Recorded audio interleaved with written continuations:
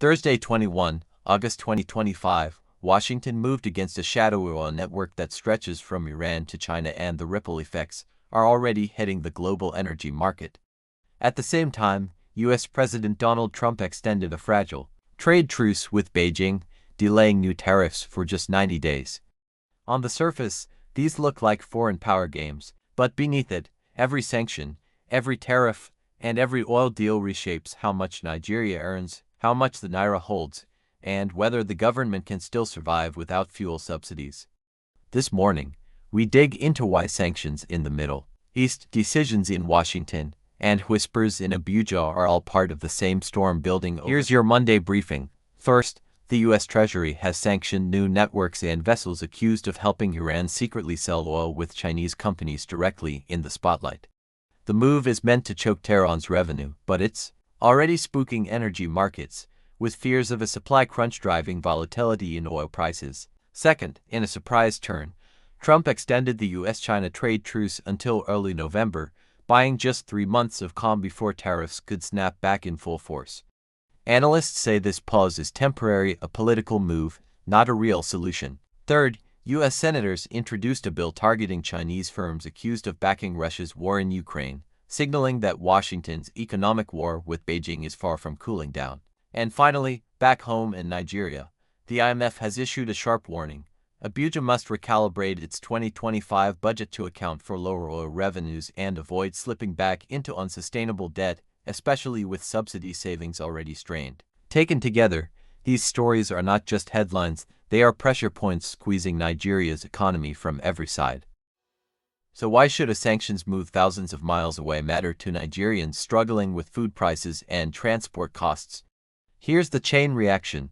Iran is a key oil exporter, and when Washington squeezes its networks, global traders panic. China, caught between U.S. sanctions and its own energy needs, shifts its buying patterns, and that drives oil prices up across the board. For Nigeria, an oil exporter that imports most of its refined fuel, this is a double-edged sword. Yes, Abuja may earn more on crude sales, but higher import costs on refined products could force the government into a corner, reintroduce subsidies, or risk widespread unrest. That's why, even though subsidies were officially scrapped, the whispers never died, because the real test isn't ideology, it's survival. Meanwhile, Trump's extension of the trade truce with China may sound calming, but it's only a 90-day delay.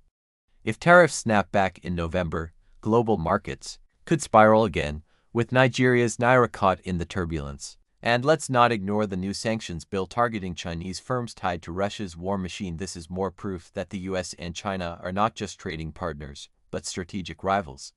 Every flare-up between them is a storm Nigeria has to weather, because our economy is tethered to both their markets. In plain terms, Nigeria is standing in the middle of a global economic battlefield, with no shield of its own. On the streets, Nigerians are already living the consequences. Market traders complain daily. Even when oil prices rise, nothing good comes to us. Instead, food, transport, and electricity all become harder to afford. Online, Nigerians have reacted angrily to IMF's warning that the budget must be recalibrated. Many argued that the so-called savings from subsidy removal have not improved their lives, pointing to crumbling infrastructure and worsening inflation. Labor unions are sharpening their rhetoric too, hinting at potential strikes if rising costs are not addressed. For ordinary citizens, the technical language of sanctions, trade truces, and IMF reports translates into one simple question: how much will a liter of petrol cost tomorrow? The bigger fear is that without a clear plan, Abuja may stumble into a cycle of debt, inflation, and social unrest, exactly the crises IMF and economists warn about. And with the global economy facing both political sanctions and fragile truces, Nigeria risks being hit from both sides, squeezed abroad and unprotected at home. The unspoken truth is that every delay, every extension, every sanction buys politicians time, but robs Nigerians of stability. So as Washington sanctions Chinese oil traders linked to Iran, as Trump pushes tariff battles just beyond the horizon, and as the IMF raises alarms over Nigeria's budget, one thing is clear: the global economy isn't slowing down to wait for U.S. Abuja has to decide, will it act now to shield Nigerians from the shockwaves, or will we all pay the price when the storm finally lands? I want to hear from you. Should the government quietly reintroduce subsidies as a safety net, or stay the course and let Nigerians face market realities? Drop your thoughts in the comments and I'll feature the sharpest takes in tomorrow's update. And if you want to stay ahead of the headlines, make sure you subscribe now.